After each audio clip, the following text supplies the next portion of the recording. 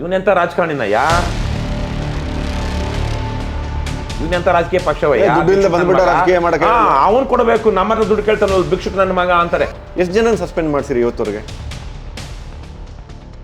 ನಮ್ಮ ಕೇಸ್ಗೂ ಬೇರೆಯವ್ರ ಕೇಸ್ಗೂ ಅಜಗಜಾಂತರ ವ್ಯತ್ಯಾಸ ಇದೆ. ನೀವು ಪ್ರಾಮಾಣಿಕ ವ್ಯಕ್ತಿಯಿಂದ ಕರ್ನಾಟಕ ನಂಬುತ್ತಾ?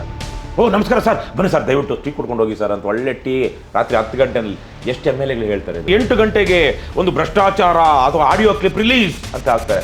ರಾತ್ರಿ 8 ಗಂಟೆಗೆಲ್ಲ 6 ಗಂಟೆಗೆ ನಿಂತೋಗಿರುತ್ತೆ ಅದ್ರ ಬಗ್ಗೆ ಸುದ್ದಿ. 8 ಗಂಟೆಗೆ ಬರೋದೇ ಇಲ್ಲ. ನಾನು ಮಾತಾಡ್ತಿರೋದು ನೈತಿಕತೆ. ನಮ್ಮ ಪಕ್ಷದಲ್ಲಿರುವಂಥವರೆಲ್ಲ ತುಂಬ ಸಾಮಾನ್ಯ ಹಿನ್ನೆಲೆಯಿಂದ ಬಂದಿರುವಂಥವ್ರು.